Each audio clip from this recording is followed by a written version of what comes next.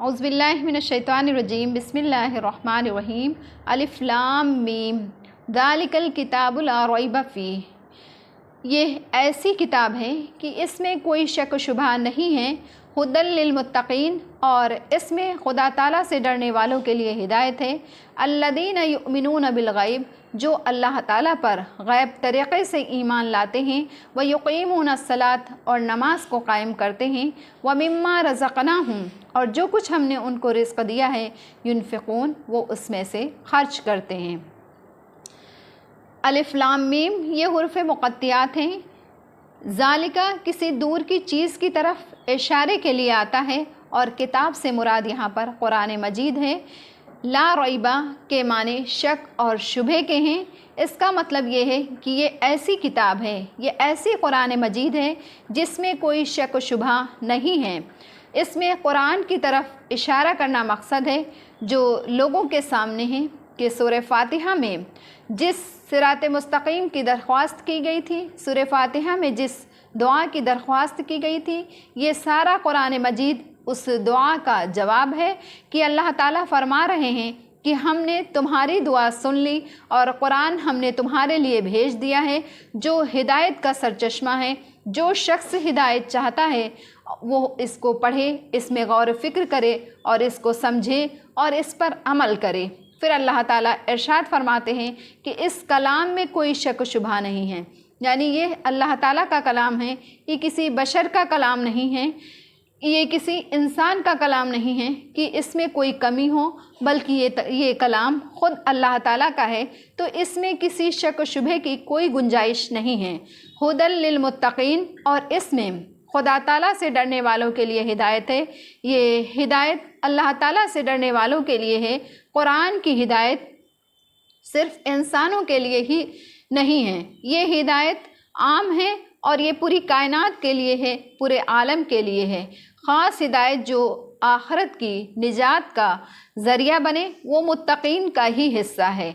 इससे वही शख्स हिदायत हासिल करता है, इससे वही शख्स हिदायत हासिल करता है जो अल्लाह ताला से डरता है। यहाँ मुत्तक़ीन का ज़िक्र किया गया। दो आयतों में मुत्तक़ीन की ख़ास सिफ़ात अलामात बयान करके ये बता दिया गया कि ये जमात हिदायत याफ्ता है, इन्हीं का रास्ता सिरात मुस्तकीम है। जिसको सीधा रास्ता चाहिए तो वो इस जमात में शामिल हो जाए और सीधे रास्ते को अपना ले। वो इनके अक़ीदे, इनके नज़रियात, इनके ख़यालात और आमाल और अखलाक को देखे और उसे अपना नसबुल ऐन बना ले।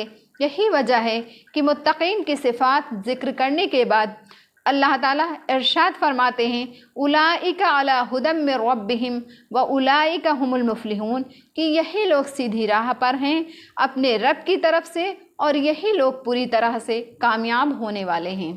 अल्लज़ीना युमिनून बिल गैबि व युक़ीमूनस सलात व मिम्मा रज़क़नाहुम युनफ़िक़ून, यानी अल्लाह ताला से डरने वाले लोग ऐसे हैं कि वो गैब तरीक़े से अल्लाह पर ईमान लाते हैं और वो नमाज को कायम करते हैं, और जो कुछ हमने उनको रिज़्क़ दिया है वो उसमें से खर्च करते हैं। इस आयत में अल्लाह ताला से डरने वालों की तीन सिफ़ात बयान की गई हैं। एक तो ये है कि ईमान बिल गैब, यानी अल्लाह ताला पर गैब तरीक़े से वो ईमान रखते हैं, और इक़ामत सलात यानी नमाज को कायम करते हैं, अल्लाह की राह में खर्च करते हैं। ईमान की तारीफ़ को कुरान ने युमिनून बिल गैब के सिर्फ़ दो लफ्ज़ों में पूरा बयान कर दिया है। लफ्ज़ ईमान और गैब के माने समझ लिए जाएं तो ईमान की हकीकत और उसकी तारीफ़ खुद ब खुद समझ में आ जाती है। लुग़त में किसी की बात को किसी के एतमाद पर यकीनी तौर से मान लेने का नाम ईमान है। बग़ैर देखे हुए बात को मानना ईमान है। ईमान बग़ैर इस्लाम के मोतबर नहीं है, और इस्लाम बग़ैर ईमान के मोतबर नहीं है। ईमान किसी चीज़ की दिल से तस्दीक़ करने का नाम ईमान है, और इस्लाम इताअत और फरमाबरदारी का नाम है। यानी ईमान की जगह क़ल्ब है, दिल है, और इस्लाम की जगह भी दिल है, यानी अल्लाह और उसके रसूल की महज दिल में तस्दीक़ करना। ये शरअन اس وقت تک معتبر نہیں جب تک کہ زبان سے اس کا اقرار نہ ہو، یعنی ایمان بغیر اسلام کے اور اسلام بغیر ایمان کے معتبر نہیں۔ رسول اللہ صلی اللہ علیہ وسلم جو تعلیمات لے کر کے آئے اس کو دل سے ماننا ایمان ہے۔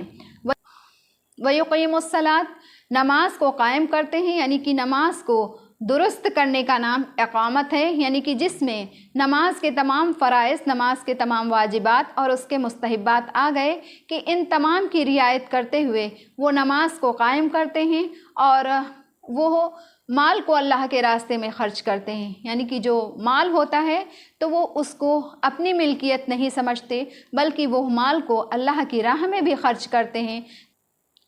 وَمِمَّا رَزَقْنَاهُمْ يُنْفِقُونَ، یعنی اور جو ہم نے ان کو رزق دیا ہے، جو ہم نے ان کو مال دولت عطا فرمائی ہے، وہ اس میں سے خرچ کرتے ہیں، وہ اس کو اپنی ملکیت نہیں سمجھتے بلکہ اللہ کے راستے میں، بلکہ اللہ کے راہ میں وہ اس کو خرچ کرتے ہیں۔ یعنی کہ یہ متقیوں کی صفات بیان کی گئیں کہ اللہ تعالیٰ سے ڈرنے والے وہ نماز کو بھی قائم کرتے ہیں اور اپنے مال دولت کو بھی اللہ کے راستے میں خرچ کرتے ہیں، تو ایسے ہی لوگ کامیاب ہونے والے ہیں۔